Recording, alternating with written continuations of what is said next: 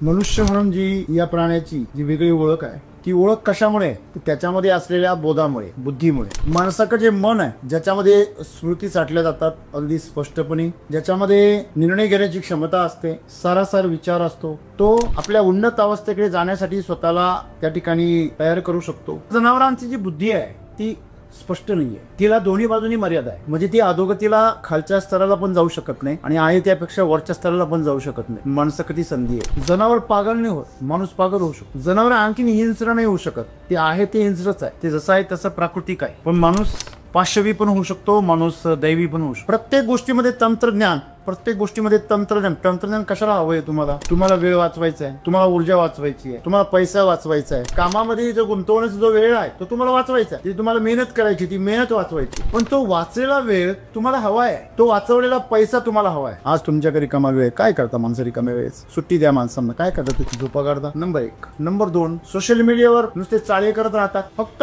Time pass.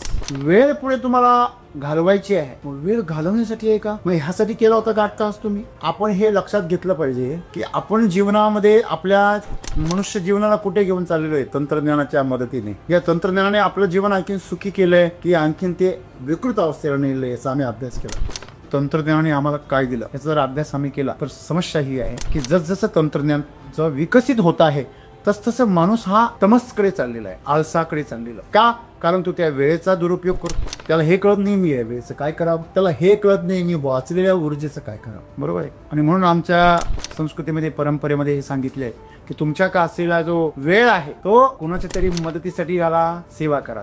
तुमच्याकडे जी असलेली ऊर्जा आहे ती कोणाच तरी समस्या दूर करण्यासाठी खर्च करा। ते का सांगितलेलं आहे? कारण तो पुढचा मार्ग जर तुम्हाला माहित नसेल तर तुमचं जीवन उद्ध्वस्त झाल्याशिवाय, आणि म्हणून आमच्याकडे येणारा वेळ, आमच्याकडे येणारा अतिरिक्त पैसा, आमच्याकडे असलेली अतिरिक्त ऊर्जा ही हँडल करण्यासाठी, हिचं अतिशय सुंदर प्रमाणे सूत्र संचालन करण्यासाठी आम्ही तेवढे सक्षम पाहिजे। तंत्रज्ञान ज्याप्रमाणे सक्षम झालं साधन म्हणून, त्याप्रमाणे त्याचा जो साधक आहे तो मात्र अधोगतीला गेला। आणि म्हणून सद्गुरूंना काळजी वाटते, मित्रांनो तुम्ही तंत्रज्ञानाचा वापर जरूर करा, परंतु तंत्रज्ञानाचा वापर तुमच्या जीवनावर हावी व्हायला नको। तुमचं जीवन हे उच्च स्तरावर गेलं पाहिजे आणि म्हणून एका बाजूला तुम्ही तंत्रज्ञान उच्च स्तरावर न्या, दुसऱ्या बाजूला त्या तंत्रज्ञानाला टाळणारा जो माणूस आहे तो पण काय झाला पाहिजे, त्याच्या शरीराच्या स्तरावर त्याची शारीरिक क्षमता वाढल्या पाहिजे, त्याच्या मानसिक क्षमता वाढल्या पाहिजे, त्याच्या बौद्धिक क्षमता, भावनिक क्षमता आणि आत्मिक क्षमता वाढल्या पाहिजे। या क्षमता तुमच्या जर वाढल्या तर माणूस म्हणून तुम्ही काय झाला, एक समृद्ध झाला। आणि म्हणून सद्गुरू म्हणता संसाधनांनी तुमचं जीवन समृद्ध व्हायला पाहिजे। संशोधन जे नवीन निर्माण झाली, तंत्रज्ञान जे आलं ते तंत्रज्ञान तुमचे सहाय्यक असलं पाहिजे, तुमच्यासाठी साधन असलं पाहिजे। आज उलट होतंय, माणूसच ह्या तंत्रज्ञानासाठी एक साधन बनतो आहे। साधक तुम्ही आहात, ते साधन आहे। म्हणजे साधनाचा वापर करून तुम्हाला जो रिकामा वेळ मिळणार आहे, रिकामा तुम्हाला ऊर्जा तुमची वाचणार आहे, जे तुमचा पैसा वाचणार आहे, याचा वापर तुम्हाला चांगल्या कार्यासाठी, चांगल्या गोष्टींसाठी करता आला पाहिजे। महाज आम्हाला तंत्रज्ञानाने सगळ्या गोष्टी दिल्या, पण आम्ही तंत्रज्ञान कसं हाताळायचं हेच आम्ही शिकलेलो नाहीये। मग इथून पुढच्या काळामध्ये तुम्ही जसं विचारलं की सर आम्ही या आजच्या काळामध्ये तंत्रज्ञानाचा वापर आमच्यासाठी, आनंदासाठी, सुखासाठी कसा करायचा, तसं आम्ही कार चालवताना आम्ही त्याचा वापर करतो। गरजेप्रमाणे जो स्पीड वाढवतो, कमी करतो, वळवतो वळण आल्यावर, तशा प्रकारे या तंत्रज्ञानावर आपलं पूर्ण नियंत्रण असलं पाहिजे। आणि हे तंत्रज्ञान माझ्यासाठी आहे, मी त्याच्यासाठी नाही आहे, हे सदैव लक्षात ठेवलं पाहिजे। आपण सर्वांनी जर अशा प्रकारे जागृत राहून जर या जीवनाचा आनंद घ्यायचं ठरवलं तर नक्कीच हे तंत्रज्ञान आपल्यासाठी काय ठरणार आहे, वरदान ठरणार।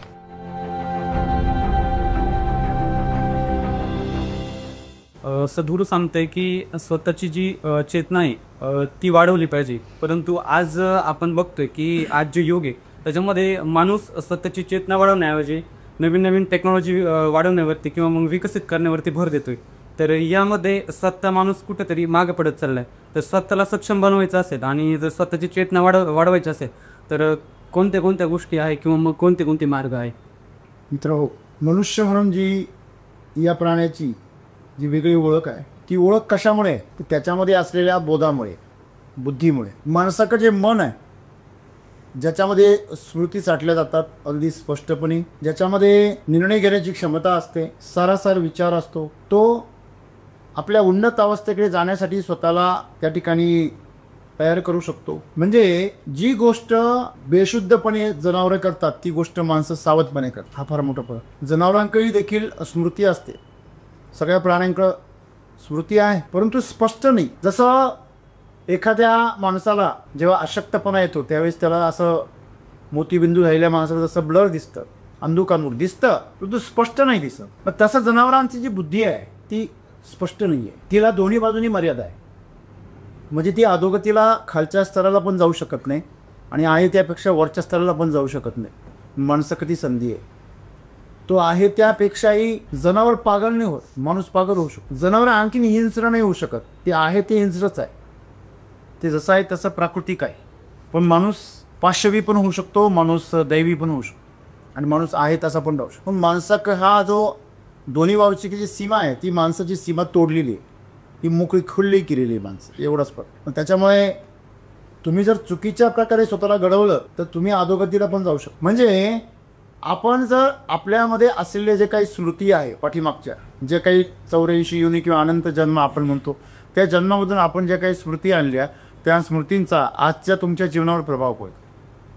नवे नवे आता जे काही तुम्ही करता आहात, स्वतःला कसं घडवताय, तसं आपण म्हणतो रिकामं मन सैतानाचं घर. तुमचं शरीर रिकामं जर राहिलं तर ते चरबी गोळा कर, त्याचं काम आहे एक तर साठवणं नाही तर खर्च कर. बरेच लोक म्हणतात की नाही आराम भेटला पाहिजे, विश्रांती भेटली पाहिजे आणि त्याचकडे जग सगळं चाललेलं आहे. प्रत्येक गोष्टीमध्ये तंत्रज्ञान, प्रत्येक गोष्टीमध्ये तंत्रज्ञान कशाला हवं आहे तुम्हाला? तुम्हाला वेळ वाचवायचा आहे, तुम्हाला ऊर्जा वाचवायची आहे, तुम्हाला पैसा वाचवायचा आहे, पण स्वतःसाठी मात्र तुम्हाला कमवायचं. असलेला वेळ तुम्हाला कामामध्ये जो गुंतवण्याचा जो वेळ आहे तो तुम्हाला वाचवायचा आहे, ती तुम्हाला मेहनत करायची, ती मेहनत वाचवायची.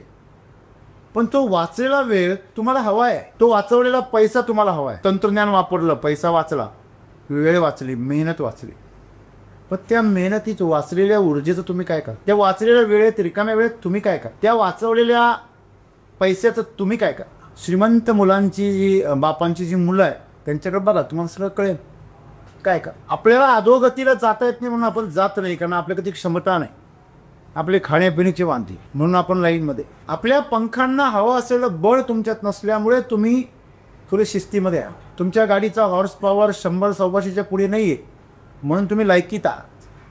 त्याच गाडीचा हॉर्स पॉवर जर 250 केला, तुमची खरी लायकी कळत. तुमच्या हातामध्ये सत्ता द्या, तुमच्या हातामध्ये पैसा द्या, तुमच्या हातामध्ये शक्ती द्या, माणसाची ओरिजिनल क्वालिटी कळत.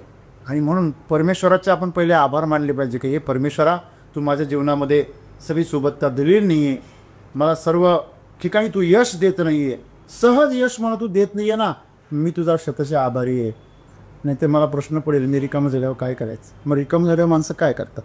आज तुमच्याकडे रिकामा वेळ काय करता माणसं? रिकाम्या वेळेस सुट्टी द्या माणसांना, काय करतात ते? झोपा काढता.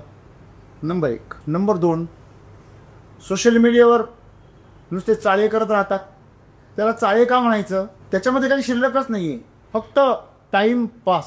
वेळ पुढे तुम्हाला घालवायची आहे, मग वेळ घालवण्यासाठी आहे का? मग ह्यासाठी केला होता का 8 तास तुम्ही? तर रिकाम्या वेळेचं आपण काय करतो? मनोरंजन करतो, झोपा काढतो, अजून काय करतो? नको नको त्या गोष्टी करतो ज्या तुमच्या आरोग्यासाठी घातक आहे. उदाहरणार्थ फास्ट फूड खातो, नवीन नवीन गोष्टी ट्राय करतो, फिरायला जातो. फिरायला जातानाही तुमची अपेक्षा ही नसते की शरीराला बळ मिळावं, बुद्धीला काहीतरी नवीन शिकायला मिळावं. ह्यासाठी कोण फिरायला जातं? बाहेरच्या जगाचं निरीक्षण करावं नाही, हेतूशिवाय तुम्ही बाहेर पण पडत नाही. मग तुम्ही हेतूशिवाय बाहेर पडू शकले पाहिजे. मग तुम्ही जर हेतूशिवाय बाहेर पडू शकले नाही तर तुमच्या वेळेचा कधीच सदुपयोग होऊ शकत नाही. हेतू तुम्हाला बांधून टाक. आणि म्हणून आम्हाला जी मिळालेली रिकामी वेळ आहे आम्ही तिचं करतो काय? किंवा हे सगळी जी आज सृष्टीमध्ये जी काही माणसं आहेत ज्यांना रिकामा वेळ भेटला, समजा IT मधली माणसं 2 दिवस त्यांना वीकेंड दिला जातो, शनिवार आणि रविवार. काय करतात 2 दिवस? ते पार्ट्या करता रात्रीचे उशिरा 1-1, 2-2 वाजेपर्यंत दारू पिता, सिगरेट ओढता, नशा करता, भरपूर काही शारीरिक क्षमतेच्या पलीकडे बऱ्याच काही गोष्टी करता. आणि जसं एखाद्याने आपल्या शरीरातली घाण साफ करावी तशा प्रकारे ते आपल्या शरीरातली ऊर्जा बाहेर वाया घालव. तसं एखादं पाणी गटारामध्ये जावं, तसं यांची ऊर्जा ही अधोगतीला जा. आणि सोमवारी सकाळी त्यांना जाग येत नाही. लोक रविवार म्हणजे 9-10 वाजता उठायचं आणि शनिवारी भरपूर एन्जॉय करायचं. तुम्हाला माहिती आहे IT मध्ये वीकेंड 2 दिवसाचा का असतो? कारण पूर्वी संडे असायचा, सगळे कर्मचारी सोमवारी आळसलेले असायचे. सगळे, कोणी वेळेवर यायचं नाही, आले तरी ते कामावर लक्ष लागायचं नाही, कारण ते रविवारी संध्याकाळी भरपूर एन्जॉय करायचे त्यांच्या भाषेतला. एन्जॉय म्हणजे जसं एखादा नाक साफ करतो की नाही, तशी ही लोक आपल्या शरीरातली शक्ती साफ वाया घालवतात असं म्हटलं तरी चालेल. ज्या गोष्टी पार्टीच्या नावाखाली केल्या जातात त्या गोष्टीमध्ये काय असते बघा. मला सांगा, एखादा उत्सव तुम्ही साजरा करून आला तर तुमची ऊर्जा काय व्हायला पाहिजे? डबल व्हायला. पण तुम्ही उत्सव साजरा करायला गेल्यावर तुम्ही निस्तेज होऊन येता, तुम्ही थकून येता, तुमच्यामध्ये ऊर्जा नष्ट होते, बोध नष्ट होतो, बधीरपणा येतो. म्हणजे तुमची उच्च दर्जाची तुमची जी काही शक्ती आहे, चेतना आहे, ऊर्जा आहे, ती तुम्ही काय केलेली आहे? भ्रष्ट करून आलेला आहात. मग तुमच्या ऊर्जेला भ्रष्ट करणे म्हणजे एन्जॉय करणे असेल तर नक्कीच तुम्ही माणूस या शब्दाला काळीमा. म्हणजे आपण हे लक्षात घेतलं पाहिजे की आपण जीवनामध्ये आपल्या मनुष्य जीवनाला कुठे घेऊन चाललेलो आहे? तंत्रज्ञानाच्या मदतीने. या तंत्रज्ञानाने आपलं जीवन आणखीन सुखी केलं आहे की आणखीन ते विकृत अवस्थेला नेलं आहे, याचा आम्ही अभ्यास केला.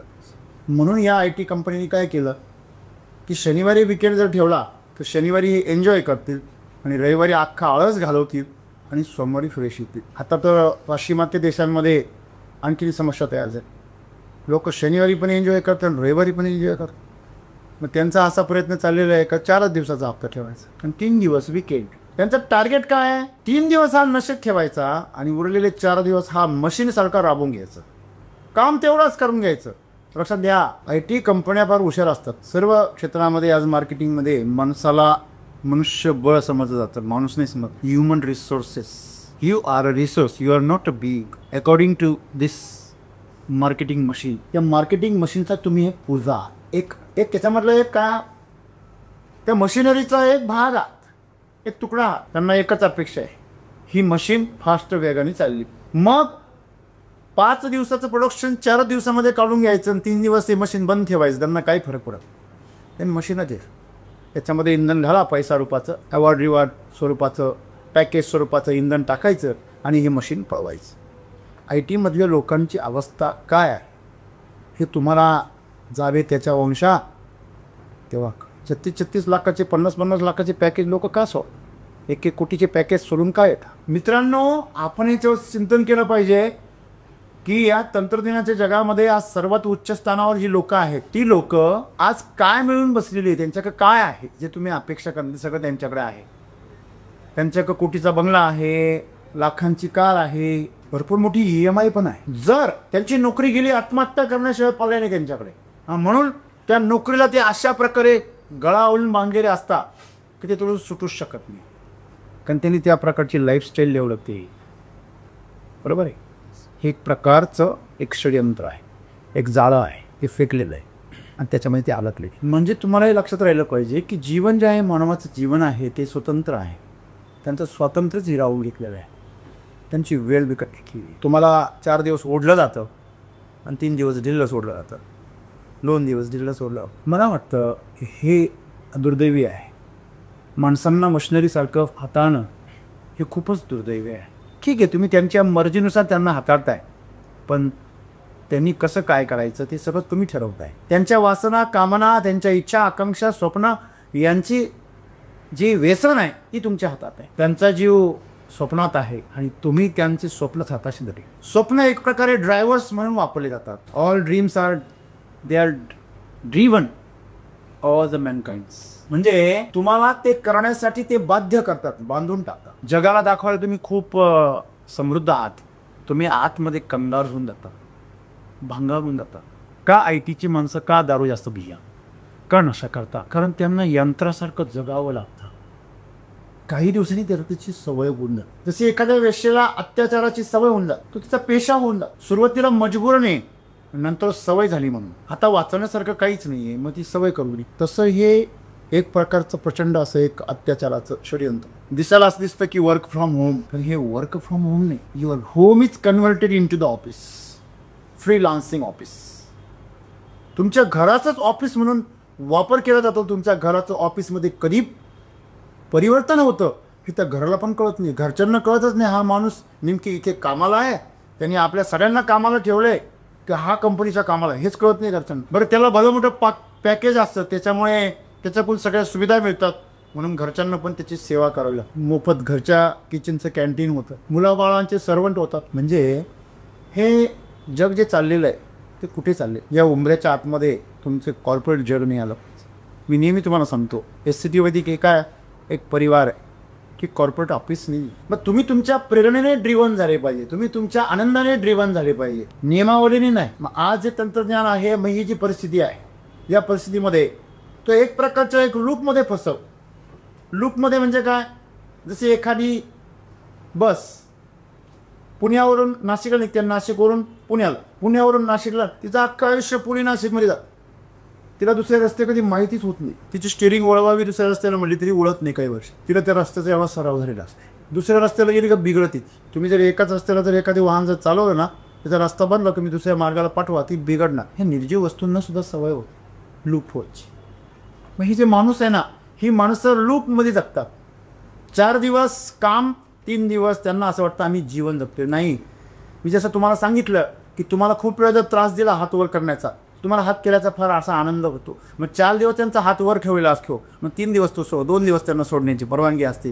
त्यांना असं वाटतं आपल्याला फार आराम भेटले, पण तो आराम नसतो, तो आनंदही नसतो. त्याला असं तुम्हाला, मला एक विचारायचं आहे, तुम्हाला का हो, तुम्हाला एक्स्ट्रा वेळ पाहिजे म्हणूनच तुम्ही तंत्रज्ञानाच्या मागे लागलात ना, बरोबर आहे. एक्स्ट्रा वेळ पाहिजे, एक्स्ट्रा तुम्हाला एनर्जी पाहिजे, तुम्हाला एक्स्ट्रा पैसा पाहिजे, ठीक आहे, हरकत नाही. तुम्हाला सुट्टी आली आहे की नाही, मग तुम्ही तुमच्या हृदयाला काही का सुट्टी का देत नाही, त्याला का सुट्टी नको. तुमच्या फुफ्फुसांना थोडी सुट्टी द्या. अरे तुमच्या मेंदूला पण थोडीशी सुट्टी द्या ना. माणसं मेंदूला सुट्टीवर पाठवतात, पण ते कसं, दारू पाजून, नशा करून, मनोरंजन करून, काहीतरी असं तरी एक्स्ट्रा खाऊन त्याला बधीर करून टाकलं जातं.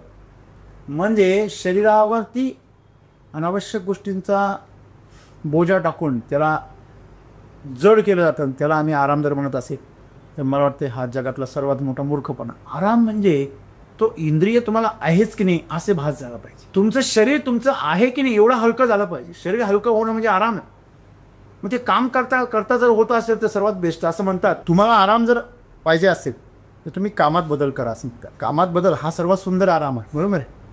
आराम म्हणजे रिकामं राहणं नाही. असं असतं तर मग आमच्या हृदयाला, आमच्या फुफ्फुसांना, आमच्या मेंदूला, आमच्या सर्व इंद्रियांना पण आराम देण्याची गरज होती. अहो, माणसाने पचन इंद्रियांना आराम द्यायला पाहिजे असं शास्त्र सांगतं. तुम्ही जर पचन इंद्रियांना दिवसातून 14 तास जर आराम दिला तर त्या माणसाला कधीच कॅन्सर नाही होऊ शकत. पण आपण पिशवीमध्ये कचरा टाकल्यासारखं सारखं काही ना काही टाकत असतो. फक्त तुमच्या जिभेला चव भेटली पाहिजे बस, बाकी पोटाला काही भेटू अगर ना. आम्ही जीवनाला कुठे घेऊन चाललेलो आहे, फारकटच चाललेलो आहे. एखादा माणूस कोलांट उड्या खात खात खाली चाललेला आहे आणि पाहणार म्हणतोय अरे किती कलाबाजी करतोय. अरे पण तो अपघातग्रस्त आहे. तुम्हाला काय वाटतंय, तो त्याचा आनंद घेतोय. नाही, तुम्ही चुकी करता. तसं ह्या उच्च पदावर जाऊन जी माणसं काम करताय आज, ज्यांना पगार आहे भरपूर, ज्यांना भरपूर जबाबदारी आहे, संचालक सत्ता आहे, ती सगळी माणसं आज परेशान आहे लक्षामध्ये.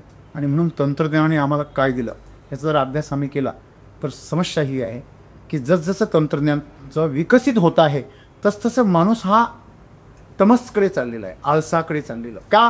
कारण तो त्या वेळेचा दुरुपयोग करतो. त्याला हे कळत नाही मी या वेळेचं काय करावं, त्याला हे कळत नाही मी वाचलेल्या ऊर्जेचं काय करावं. शरीरामध्ये कुठेतरी ऊर्जा साठली की ती धक्के मारते बाहेर निघण्यासाठी. मग कुठेतरी आम्ही काय सापडतो, ही ऊर्जा बाहेर पडण्याचा मार्ग सापडतो. आणि तुम्ही जर नाही सापडवला तर शरीर स्वतः त्याचा स्वभाव आहे, त्याच्या कॅपॅसिटीच्या बाहेर गेलं. जसं तुम्हाला जर लॅक्टरीला जर लागली तर तुम्ही काही वेळेपर्यंत ती कंट्रोल करू शकता, त्याच्यानंतर नाही कंट्रोल करू शकता. शरीर त्याची कंट्रोल सोडून दे. तेच आहे, सेक्सचं पण तेच आहे, भुकेचं पण तेच आहे, श्वासाचं पण तेच आहे. शरीराची जेवढी आवेग आहेत हे सगळे आवेग तुम्ही परावर्तित करू शकता, थांबवली, बरोबर आहे. आणि म्हणून आमच्या संस्कृतीमध्ये, परंपरेमध्ये हे सांगितले आहे की तुमच्या का असलेला जो वेळ आहे तो कोणाच्या तरी मदतीसाठी याला सेवा करा, सेवा करा. तुमच्याकडे जी असलेली ऊर्जा आहे ती कोणाच तरी समस्या दूर करण्यासाठी खर्च करा. तुमच्याकडे जो पैसा आहे तो दान करा. हे का सांगितलेलं आहे? कारण तो पुढचा मार्ग जर तुम्हाला माहीत नसेल तर तुमचं जीवन उद्ध्वस्त झाल्याशिवाय बांध घालणं थोड्या वेळासाठी ठीक आहे, कायमस्वरूपी तो बांध तुमच्यासाठी मृत्यूचा दरवाजा गोष्ट. आणि म्हणून सद्गुरू काय म्हणताय की आज सद्यस्थितीला जी आज परिस्थिती आहे की जी तंत्रज्ञान आहे, तंत्रज्ञान माणूस वाढवतोय, पण तंत्रज्ञान जसजसं वाढत चालले तसा माणूस काय होत चाललाय, आळशी होत चाललेला आहे. खरं तर माणसाची चेतना, तुम्हाला जास्त वेळ भेटला, तुम्ही त्या वेळेमध्ये काय केलं पाहिजे, साधना केली पाहिजे, तुमच्या ऊर्जेचा स्तर उंचावला पाहिजे. तुम्ही माणूस म्हणून जसे उच्च आहात जनावरांपेक्षा, तसं माणसांमध्ये सुद्धा माणसांमध्ये तुम्ही ज्ञानामध्ये श्रेष्ठ व्हा, तुम्ही कौशल्यामध्ये श्रेष्ठ व्हा, तुम्ही बोधामध्ये श्रेष्ठ व्हा. बोध निरीक्षणातून येतो, बोध चिंतनातून येतो. पण आम्हाला चिंतन करायला, हे सगळं करायला वेळ आहे का? आणि म्हणून तुम्ही फार बिझी. खरं स्वतःला जर विचारलं तुम्ही कुठे बिझी आहे? तुमचा पैसा पुरत का नाही आहे तुम्हाला? जर एक 10,000 रुपये कमवणारा माणूस तो सुद्धा अख्खी फॅमिली सुखी जगू शकतो, तर आम्हाला 50,000 30,000 पगार असून सुद्धा आम्हाला का परवडत नाही? कारण आम्ही शोधला पाहिजे. आम्ही नेमकी आनंदाच्या पाठीमागे जाण्याच्या ऐवजी आम्ही भोगाच्या पाठीमागे, सुखाच्या पाठीमागे पोहतोच आहे. आणि सुख म्हणजे आम्ही सुखाची व्याख्या अशी केलेली आहे, आळस याचंच नाव आम्ही सुख छोड़ी नहीं. अगर आप लोगों ने जहर का नाम दवा रखा तो आपकी ज़िंदगी तो नरक बन जाएगी. आपको जलने की सिवा कुछ भी नहीं मिलती. असं आहे. तर आज आम्ही मौज मजा आम्ही कशाला म्हणतो? ज्याच्यामध्ये आमच्या शरीराची नासाडी करतो, आम्ही आमच्या मनाला अशुद्ध करतो. मित्रांनो, आज फार आव्हान आहे सगळीकडे आव्हान. का? कारण तुम्ही बघा, प्रत्येकाकडे वेळ आहे पण तरी पण तो म्हणतो मी बिझी आहे. प्रत्येकाकडे पैसा आहे पण तरी पण तो म्हणतो माझ्याकडे काहीच नाही आहे. प्रत्येकाकडे शक्ती आहे परंतु तो फार अशक्त स्वतःला अनुभव करतोय. का? रोज शक्ती मिळते, शक्तीची साधनं उपलब्ध आहे, पण तो त्या शक्तीच्या साधनांची संपादनूक करत नाही. याचं कारण आहे मित्रांनो की आम्हाला जे आहे त्यापेक्षा जे हवं आहे त्याच्याकडे आमचं लक्ष. आज आमचा पगार जर असेल 10,000 20,000 30,000 तर आमचं लक्ष त्याचा 50,000 पगार त्याच्या.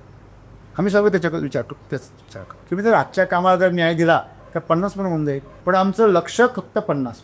मला सांगा, इथून तुम्ही मुंबईला निघाले आणि तुमच्या डोक्यात सारखे जर मुंबईच असेल, विमानतळावर जायचं तुम्हाला, मग तुम्हाला सारखं विमानतळ दिसत असेल तर 100% तुमची गाडी खड्ड्यात जाणार आहे, तुम्ही उलटे होणार आहे. कारण तुमचं लक्ष समोरच्या खड्ड्याकडे पाहिजे. जायचं मुंबईलाच आहे, 50,000वर जायचं आहे, पण आता तुझ्याकडून ज्या चुका होत आहे गंभीर, त्याच चुकांवर तुझं लक्षच नाही दिलं, त्या प्रवासावर तू लक्ष नाही दिलं, तर तुझी मंजिल आहे ती काय राहणार आहे? एक फक्त स्वप्न राहणार, एक भास राहणार, एक अपयशी कहाणी असणार आहे. लक्ष. म्हणून आपण सर्वांनी आपण स्वतःला समृद्ध केलं पाहिजे. जेवढं तुमचं यंत्र, मी नेहमी सांगतो, तुमच्याकडचं वाहन जेवढं शक्ती आहे, तुमच्याकडचं वाहन जेवढं ताकदवर आहे, तेवढा ड्रायव्हर पण काय पाहिजे? कसा पाहिजे? सक्षम पाहिजे. तुम्हाला 100च्या स्पीडनी वाहन चालवण्याची सवय आहे, तुम्हाला 150-200 स्पीडनी चालणारे जर वाहन दिलं, मी तुम्हाला नेहमी सांगतो, एंडेवरमध्ये तुम्ही जर बसलात नव्या कोऱ्या किंवा 3000 cc गाडीमध्ये बसला, तुम्ही जर एक्सेलेटरवर पाय गेला, तुमचं शरीर मागे राहतं आणि गाडी पुढे निघून जात, ओढते गाडी तुम्हाला अक्षरशः. त्याला असं फिलिंग होतं का अरे ही तुम्हाला ओढून घेऊन जाईल. मग याचा अर्थ तुम्ही तिच्यापेक्षा काय आहात? कमजोर. आणि म्हणून आमच्याकडं येणारा वेळ, आमच्याकडे येणारा अतिरिक्त पैसा, आमच्याकडे असलेली अतिरिक्त ऊर्जा ही हँडल करण्यासाठी, हिचं अतिशय सुंदरप्रमाणे सूत्रसंचालन करण्यासाठी आम्ही तेवढे सक्षम पाहिजे. माकडाच्या हातामध्ये कोली दिल्यावर काय होतं? ते स्वयंपाक करायच्या ऐवजी जंगलाला लागलं होतं, बरोबर आहे की नाही? मग आज माणसाची अवस्था माकडापेक्षा फार वेगळी नाही. हे कोलीत म्हणजे तंत्रज्ञान आहे. तंत्रज्ञान मानवाला समृद्ध करतंय, नक्कीच करतंय, खूप चांगली गोष्ट आहे. असं नाही आहे तंत्रज्ञान घातक आहे. मग असं लिबंतरीत बसायचं, तंत्रज्ञान शाप की वरदान. तुझ्या हातामध्ये तलवार आहे, बंदूक आहे, मग तू म्हणायचं हा तलवार शाप की वरदान. जंगलातून चालला असता तुझ्यासाठी वरदान आहे, तू घरातल्या घरातच चालवायला लागला तर मग शाप आहे. सिंपल आहे ना? म्हणजे तुम्ही जर हे लक्षात ठेवलं की आज माणसाचं सक्षमीकरण व्हायला पाहिजे. बघा, साधन सामुग्रीचं सक्षमीकरण जा, अतिशय मजबूत अशा प्रकारची साधन सामुग्री आमच्या समोर व्यवस्था आमच्या आजूबाजूला उभी राहते. भौतिक सुविधा, भौतिक जग आमचं समृद्ध होते, परंतु जे मानवी जीवन आहे ते मात्र काय होत आहे? विनाशकाचं चाललेलं होतंय ना. असं बघा, जेवढं तुम्ही समृद्ध व्हाल तेवढे कसे पाहिजे पाहिजे? तृप्त व्हायला. आज आम्ही काय होतोय? अशांत होत. पिसाळलेलं कुत्र असताना ते एक ठिकाणी थांबतं, एक ठिकाणी. तुम्ही गावाकडे जर पाहिलं असेल तुम्हाला कळेल. तुम्हाला आता रोबोटचे कुत्रे पाहिजे सवय लागली, कसं व्हायचं? जिवंत कुत्रं पिसाळलं तर ते किती भयानक होतं. हे रोबोटचं पिसाळलं तर काय? ते कुत्रं जे आहे ते एवढं अशांत, त्याच्या डोक्यामध्ये बनबन त्याच्या डोक्याला काहीतरी जखम झाली असते तेव्हाच ते पिसा, त्याच्या मेंदूमध्ये डिफेक्ट होतो. तसं आहे आमचं सगळं आहे. आमच्या माणसाच्या मेंदूमध्ये काय राहिलं आहे? सगळा बिघाड होतोय सध्या. बघा, त्याला तुम्हाला एक व्यवस्था दिलेली निसर्गाने, ती व्यवस्था तुम्ही जर डिस्क्रेट करत राहिला. कालचं साधं ताजं उदाहरण, माणसाच्या शरीराला हे विशिष्ट लेवलच्या हादऱ्यांची सवय असते, विशिष्ट लेवलच्या डेसिबल साऊंडची सवय असते. त्याच्यापेक्षा जर थोडीशी जास्त झाली तर त्याच्यावरती काय होतो? आघात होतो. आता आपण जसं म्हणतो सर, रबर तुम्ही गरजेपेक्षा जास्त जर ताणलं, तुटण्या इतपत नाही, थोडंसं आणखी कमी, तर ते काय होतं? थोडंसं ढिल्लं होतं. काय होतं? ढिल्लं होतं. इलॅस्टिक कुठलं एक पॅनचं असू द्या, तुम्ही ताणून ते नंतर काय होतं? काम करेन असं होतं. तसंच आहे तुमचा कानाचा पडदा असो, तुमच्या शरीराची संवेदनशीलता असतो, ह्या सगळ्या गोष्टी तुम्ही गमावून बसता. जेव्हा तुम्ही त्या वातावरणात असता तेव्हा त्या वातावरणामध्ये तुम्हाला नशा चढते. कारण माणसाची जी तामसिक वृत्ती आहे तिला खूप तुमच्या आतमध्ये चेतना आहे, तिला नाचावं असं वाटतं, तिला उड्या माराव्याशा वाटत्या, परंतु त्यात तेवढी शक्ती नाही. जसं आपण एखाद्या माणसाला धरून आपण त्याच्या हातवरती करतो, त्याला नाचायला लावतो, अशा प्रकारे हा जो DJ आहे ना, हा DJ, ही वाद्य, ही ह्या हादऱ्यांनी त्या माणसाला नाचायला भाग पाडतात, त्याच्या शरीराला हादरवतात आणि त्या प्रत्येक सेलमधली ऊर्जा बाहेर काढतात जी त्याला जीवनासाठी गरजेची आहे. मग त्या पेशीमध्ये रिझर्व असलेली ऊर्जा अशा वेळेस नशेप्रमाणे बाहेर. बघा, एखादा माणूस जर त्याच्या शरीराला जर म्हणजे त्याची चरबी जर मेटाबॉलाइज होत नसेल किंवा त्याला जर एक्साइटमेंट, तिचं मसल्स काम करत नसतील, की त्याला व्हायब्रेशन दिलं जातं. माहिती तुम्हाला व्हायब्रेटर वापरलं जातं. तुम्ही जर कधी न्हाव्याकडे गेला किंवा तुम्ही फिजिओथेरपिस्ट दिला तर तो हातामध्ये व्हायब्रेटर घेतो आणि तुमच्या मसाज करतो शरीराची. का करतो तो? विशिष्ट तरंगांचे व्हायब्रेशन्स तुमच्या शरीराला काय करतात? उत्तेजित करतात. ही DJ तेच आहे. आणि ही पण जसं माणसाला नशा म्हणजे त्याच्याप्रमाणे शक्तीने नशा यायला पाहिजे. पण दारू पिऊन जर नशा आली तर ती त्याला काय करते? पुढच्या दारू नशा उतरण्यात त्याला काय करते? ती पूर्णपणे कमजोर करून टाक, खालच्या स्तरावर घेऊन जाते चेतनेला. अगदी हेच आहे. ते करत असताना खूप मजा वाटते लक्षात. आजच्या काळामध्ये सेक्समध्ये जाताना खूप मजा वाटते, खूप जास्त खाताना खूप मजा वाटते, खूप संगीत म्युझिक लाऊड म्युझिक ऐकताना खूप मजा वाटते. पण खरी सजा दुसऱ्या दिवसापासून सुरू, ते झाल्यानंतर सुरू. तुम्ही या सगळ्या गोष्टींचा आनंद जरूर घेतला पाहिजे, पण शास्त्रीय पद्धतीने घेतला पाहिजे. लक्षात. आणि म्हणून तंत्रज्ञान तुम्हाला भेटलं, तुम्ही आवाज मोठा करू शकता पडदेने, तरी पडदे जाड हो. जेवढा तुम्ही मोठ्या आवाजामध्ये ऐकायची सवय लावा तेवढे तुमच्या पडद्यांची, कानाच्या पडद्यांची संवेदनशीलता काय होणार? कम. जेवढं तुम्ही जास्त स्पायसी किंवा जास्त मसालेदार किंवा फास्ट फूड खाण्याचा प्रयत्न करणार तेवढ्या तुमच्या जिभेची संवेदनशीलता कमी होणार आणि ती नशेली होणार, तिला पण नशेची सवय होणार. मग जे तुम्हाला नको आहे तीच ते खायला मागणार. आणि याचाच फायदा आजच्या फास्ट फूड कंपन्यांनी घेतलेला. सात्विक मुवमेंट म्हणून एक कपल आहे, यंग आहे एकदम, त्यांचं कधी वेळ भेटला तर बघा. सात्विक जीवन कसं असावं. लहान मुलं आम्हाला का आवडतात? कारण ती संवेदनशील असतात, ती ताजीच तवानी असतात. आम्हाला लहान मुलांसारखं का नाही व्हायचं आहे? आमचं शरीर लहान मुलांसारखं का नको? आमचं जे चेतना आहे आमची ती लहान मुलांसारखी निरागस का नको? बरोबर आहे की नाही? आम्हाला लहान मुलांसारखा बालिशपणा करायला आवडतो, पण लहान मुलांसारखं आरोग्य आम्हाला नको. आणि म्हणून सद्गुरू काय काळजी सांगताय आम्हाला, तंत्रज्ञान ज्याप्रमाणे सक्षम झालं साधन म्हणून, त्याप्रमाणे त्याचा जो साधक आहे तो मात्र अधोगतीला गेला. मला लक्षात. JCBने तुम्ही कितीतरी मोठा डोंगर फुकू शकता सगळं. पूर्वी माणसं हाताने, तो बिहारमध्ये एका माणसाने माहिती आहे अख्खा डोंगर पडून कर. JCBला सुद्धा 10-15 तास म्हणजे 4-5 दिवस लागले असते. JCBला 4-5 दिवस लागले असते. ती त्याने स्वतः एकट्याने खोदलं, टिकावाने खावले. माणसाच्या जन्माला यावं, मरावे परी कीर्तिरूपी उडावे. इथे कीर्ती कशाला म्हणायचा तर इथून सुरुवात. बरोबर आहे की नाही? आणि म्हणून सद्गुरूंना काळजी वाटते. मित्रांनो, तुम्ही तंत्रज्ञानाचा वापर जरूर करा, परंतु तंत्रज्ञानाचा वापर तुमच्या जीवनावर हावी व्हायला नको. तुमचं जीवन हे उच्च स्तरावर गेलं पाहिजे. आणि म्हणून एका बाजूला तुम्ही तंत्रज्ञान उच्च स्तरावर न्या, दुसऱ्या बाजूला त्या तंत्रज्ञानाला टाळणारा जो माणूस आहे तो पण काय झाला पाहिजे? त्याच्या शरीराच्या स्तरावर त्याची शारीरिक क्षमता वाढल्या पाहिजे, त्याच्या मानसिक क्षमता वाढल्या पाहिजे, त्याच्या बौद्धिक क्षमता, भावनिक क्षमता आणि आत्मिक क्षमता वाढल्या पाहिजे. या क्षमता तुमच्या जर वाढल्या तर माणूस म्हणून तुम्ही काय झाला? एक समृद्ध झाला. बघा, मी गमतीने नेहमी सांगतो की तुम्ही जीवनाचा आनंद घेण्यासाठी, साधन सामग्रीचा आनंद घेण्यासाठी तुम्ही पण सक्षम पाहिजे. 4 घास खाल्ले की याला पुढचा घास खावत नाही, याला पंचपक्वान्नच जेवण. तुम्हाला जर साऊथ इंडियामध्ये नेऊन घातलं तिथं 32 प्रकारचं जेवण असतं. तुम्हाला फक्त वास द्यावा लागेल.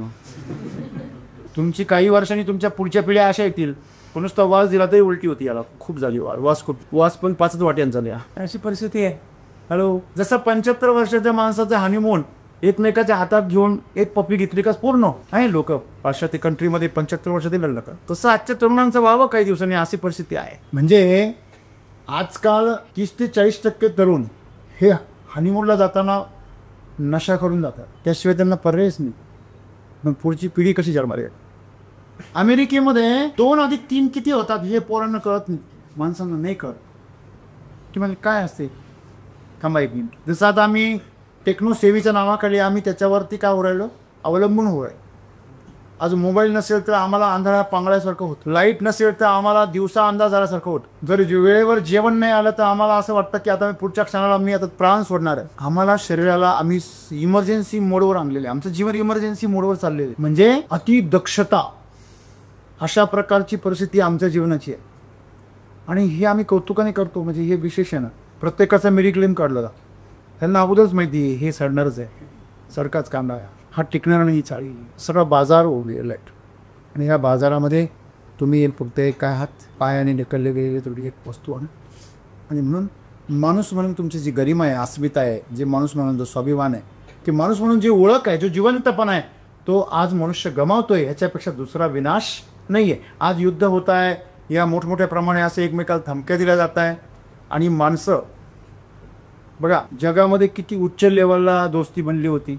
इलॉन मस्क आणि ट्रम्पची, एक जगातली सर्वोच्च शक्ती असलेला देश आणि सर्वात जास्त ताकदवर असलेली दोन पदं, एक म्हणजे जगात सगळ्यात श्रीमंत व्यक्ती, याच्याकडे पूर्ण जगाची संपत्ती आहे, आणि दुसरा म्हणजे जगातल्या सर्वात शक्तिशाली देशाचा अध्यक्ष, ज्याच्यामध्ये सगळ्यात सुपर पॉवर आहे, लक्ष्मी आणि शक्ती.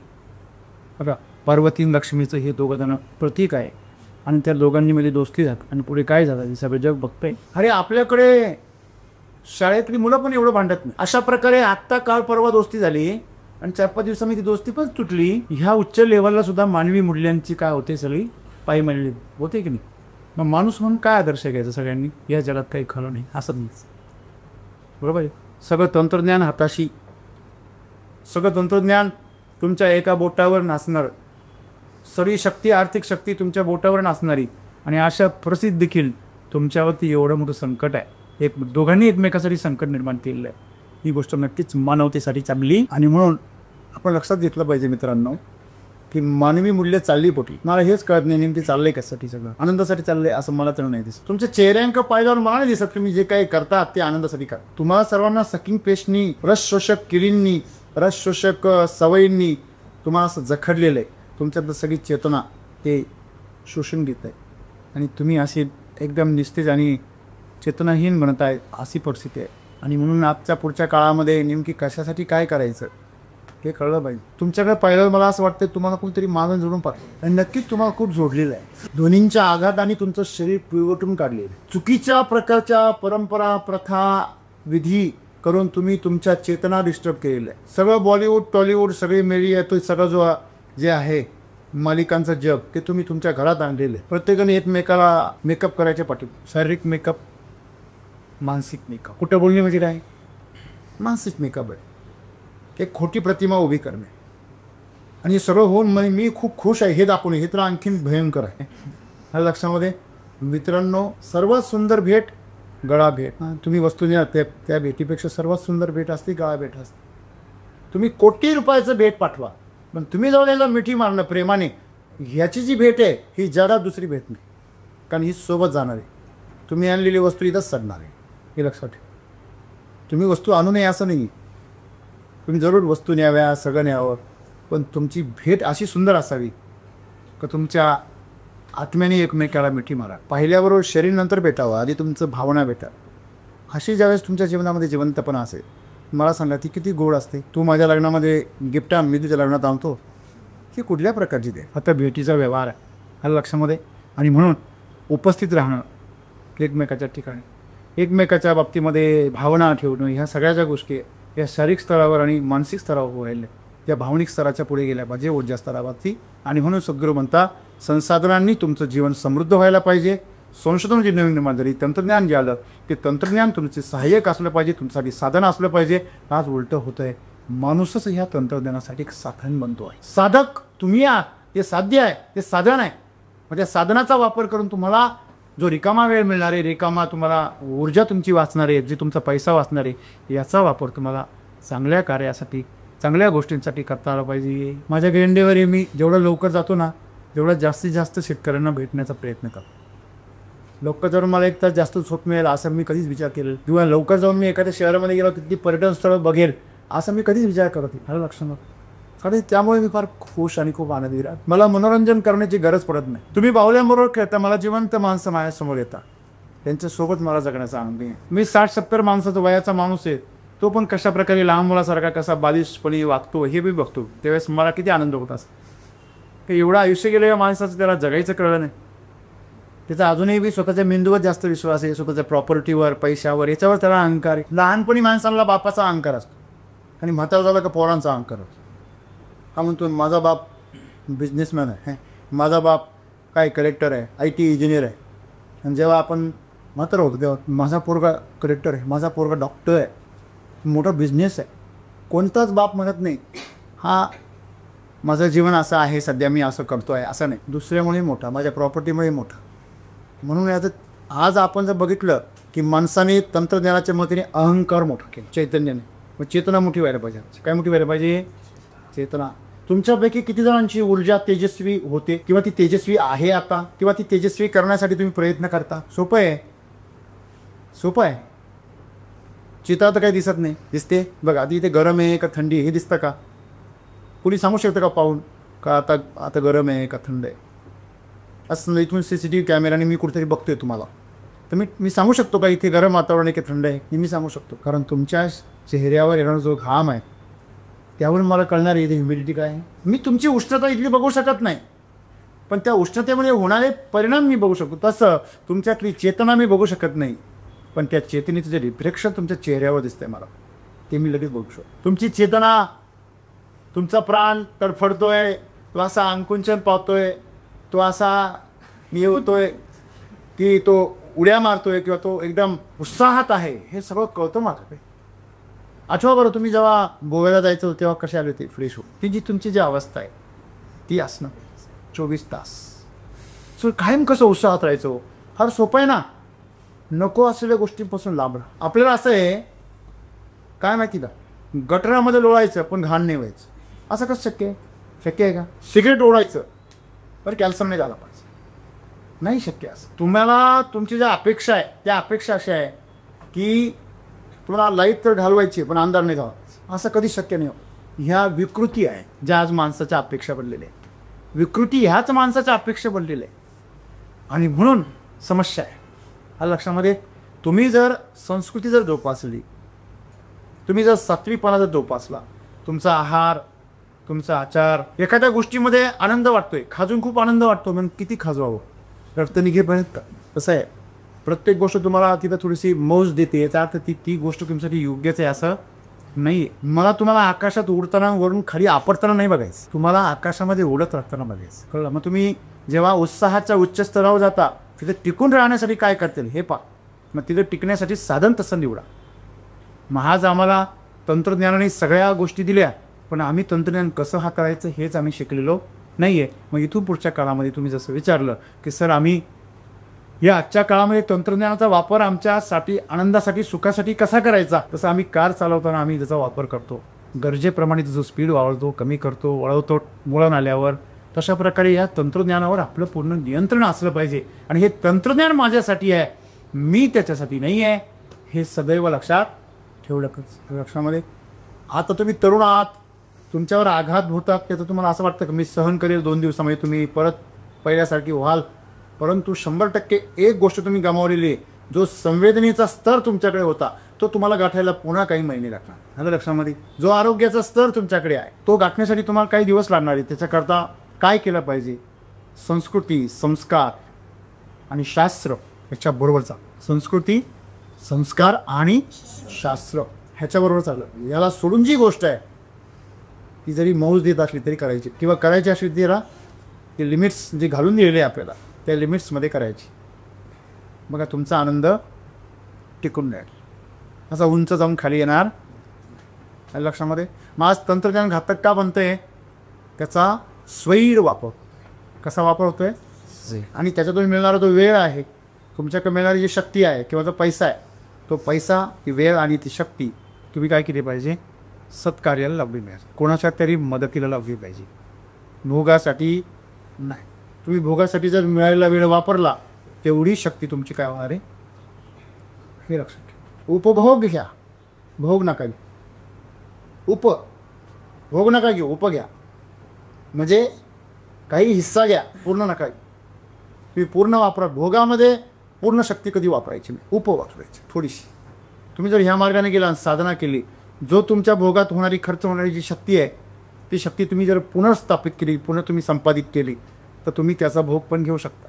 तुम्ही जेवढंच अन्न खा जेवढं तुम्हाला पचेल. अशा प्रकारे तुम्ही जर जीवन ऊर्जा तुमची जर सक्षम केली तर तुम्हाला कधी डल वाटणार नाही. लक्षामध्ये म्हणून सद्गुरू जे सांगताय की आज सगळीकडे विनाश आहे, सगळं आहे पण समाधान नाही आहे. ह्याचं मेन कारण काय आहे? आम्ही त्याचा स्वैरवापर करतो, आम्ही वाहवत जातो. स्वतःला जे नियंत्रित ठेवायला पाहिजे ते नियंत्रित ठेवत नाही. त्यामुळे आमच्या आजूबाजूला काय तयार होतं, एक अंधाधुंद वातावरण तयार होतं. आणि आजकाल सगळ्यांना अंधाधुंदच आवडतं. शरीर एवढं जड झालं की त्याला अंधाधुंदी आवडते, कारण ते जड पडतं. लक्षामध्ये आपण सर्वांनी जर अशा प्रकारे जागृत राहून जर या जीवनाचा आनंद घ्यायचं ठरवलं तर नक्कीच हे तंत्रज्ञान आपल्यासाठी काय ठरणार आहे, वरदान ठरणार.